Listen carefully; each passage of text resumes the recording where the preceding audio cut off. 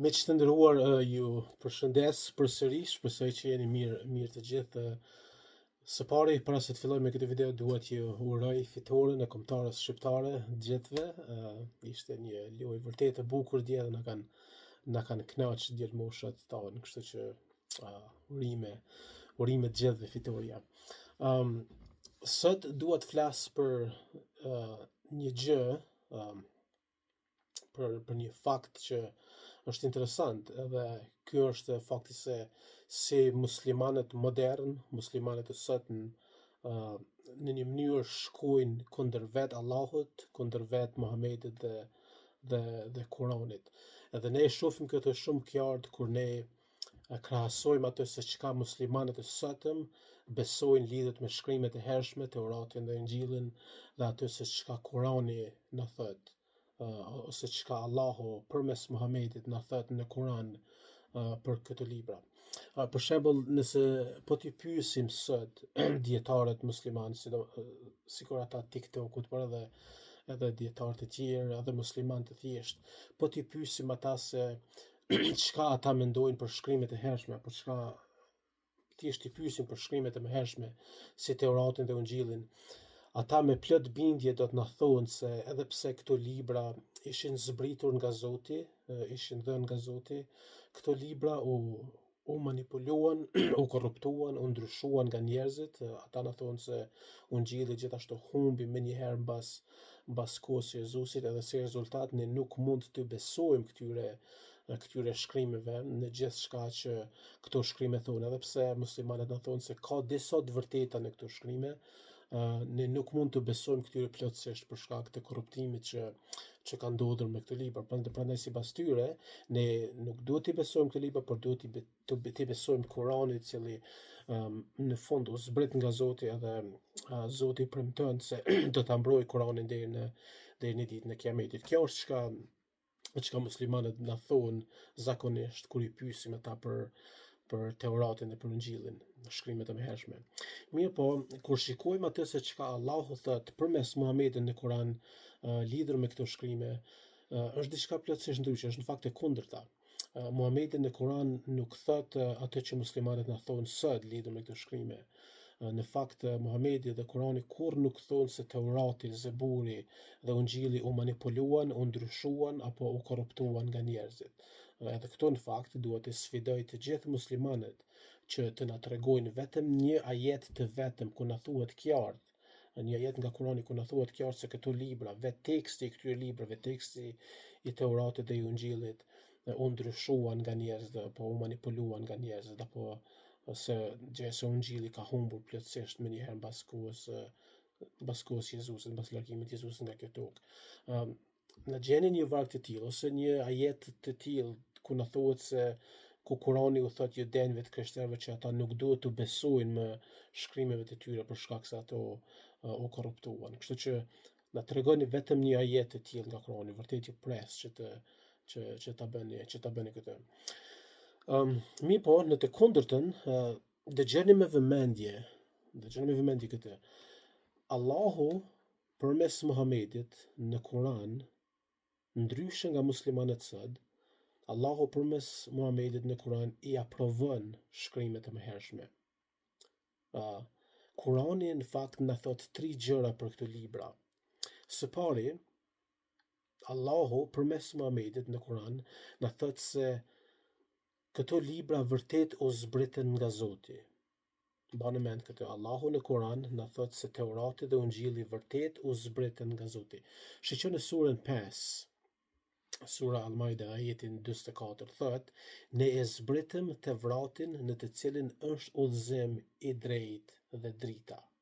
Pra këtu shohim se Teurati zbriti nga Zoti, dhe muslimanët nuk mund ta mohojnë këtë, sepse vetë Zoti thot se ne e zbritëm Teuratin në të cilën është udhëzimi dhe drita. Më tutje, ajeti 46 thot, ne vazhduam gjurmët e tyre, do thot gjurmët e pejgamberëve, me Isaian, birin e Meremes, vërtetues i Tevratit që kishin më pranë, atij i dham Ungjillin që është udhëzim i drejtë. Do të këtu shohim se Ungjilli në këto dy vargje ne shohim se Ungjilli dhe Tevrati u zbritën nga Zoti dhe muslimanët nuk mund ta mohojnë këtë gjë. Kjo është e qartë. Të gjithë pajtohen se Tevrati dhe Ungjilli u zbritën nga Zoti. Mirë po, përveç se Kurani na thotë se këto libra u zbritën nga Zoti, Kurani gjithashtu na garanton se këto libra ekzistonin në kohën e Muhamedit. Që do të thotë se këto libra nuk ishin korruptuar, nuk ishin humbur, por në fakt ekzistonin në shekullin e 7 kur Muhamedi ishte në tokë. Shqyroni prap, ne e zbritëm, prapa ajeti 44, ne e zbritëm Tevratin në të cilin është udhëzim i drejtë dhe drita. Muhamedi nuk thot se në një kohë Tevrati ishte udhëzim dhe dritë, por më vonë e korruptua, po u manipulua. Muhamedi nuk e thot këtë. Muhamedi thot se në shekullin e 7, ai thot se Tevrati është udhëzim dhe dritë. Kjo dëshmon se në kohën e Muhamedit, në shekullin e 7, Tevrati ekzistonte, njerëzit e posedonin atë, dhe se dhe se ky Tevrat ishte udhëzim dhe dritë. E njëjta gjë na thuhet për Ungjillin, ajeti 46, shikoni çka thot. Ne vazhduam gjurmët e tyre të pejgamberëve me Isaian, birin e Meremës, vërtetuesit e Tevratit që kishte më parë, që kishin më pranë, atij i dham Ungjillin që është udhëzim i drejtë.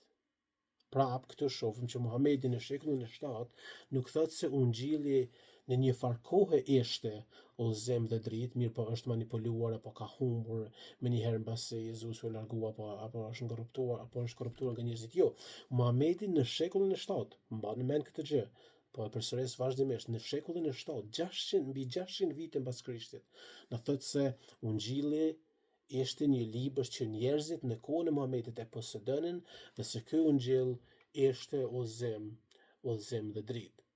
Muslimanët modern sot plotësisht e kundërshtojnë Muhamedin lidhur me këtë.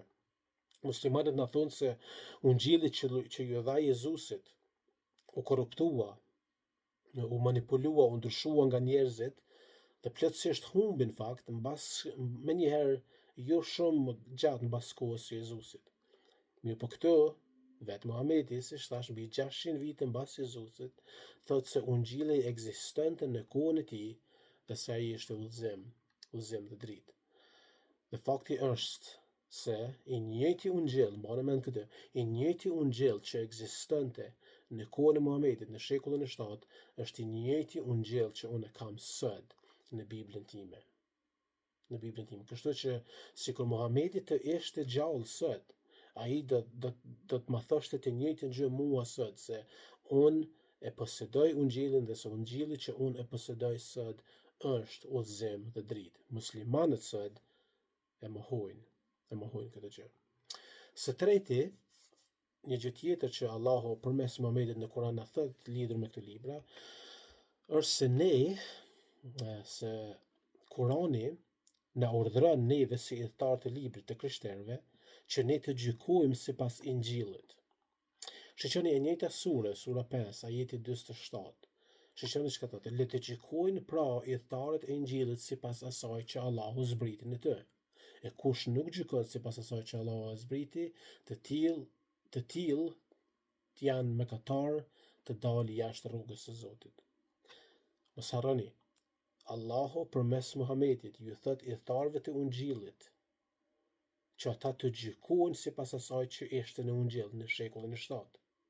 Dhe nëse ata nuk e bëjnë këtë, ata do të bëjnë mëkate dhe të dalin jashtë rrugës Zotit. Pra, këtu e kemi Muhamedin ose Allahun përmes Muhamedit në Kur'an duke na thënë se Ungjilli dhe Tevrati ekzistonin në kohën e Muhamedit dhe se të krishterët duhet të gjykonin sipas asaj që ishte shkruar në Ungjill, që ata kishin në Ungjill.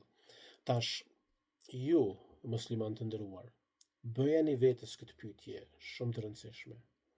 Nëse Ungjilli kishte humbur me njëherë mbas kohës së Jezusit, apo ishte korruptuar nga dora e njerëzve, a do t'u thoshte Allahu përmes Muhamedit udhëtarëve të Ungjillit që ata të gjykojnë sipas një Ungjilli të korruptuar apo sipas një Ungjilli që nuk ekzistonte? Ose imagjinoni sikur ju të ishit me Muhamedin në shekullin e 7, a do t'i inkurajoje ti udhëtarët e Ungjillit që ata të gjykojnë sipas asaj që ata kishin në Ungjil, a do t'ju thoje ti udhëtarëve të Ungjillit se Ungjilli që ata posedonin është udhëzim dhe dritë? Pyetni veten për këtë dhe mendoni mirë për këtë. Për fund, dua të sfidoj gjithë dietarët musliman, gjithë muslimanët, si në TikTok, por edhe në media tjera. Nëse Allahu përmes Muhamedit i tha dietarëve të Ungjillit që ata të gjykojnë sipas asaj që ata kishin në Ungjil, dhe pasi që unë sot kam të njëjtin Ungjil që dietarët e Ungjillit kishin në shekullin e 7, bëheni burra, musliman të dërguar, bëheni burra si Muhamedi dhe ejeni dhe na thuani neve, si të krishterë, se ne duhet të gjykojmë sipas asaj që kemi në Ungjil. Na thuani se Ungjilli që ne kemi sot është udhëzim dhe dritë, sepse Muhamedi do ta bënte të njëjtën gjë. Ai ju a tha krishterëve këtë në shekullin e 7, lidhur me Ungjillin që ata kishin. Dhe Ungjillin që ata kishin, që dietarët e Ungjillit kishin në shekullin e 7, është i njëjti Ungjill që unë kam sot. Kështu që ejeni dhe na thoni se ne duhet gjykojmë sipas asaj që është në Ungjill dhe se Ungjilli është udhëzim dhe dritë.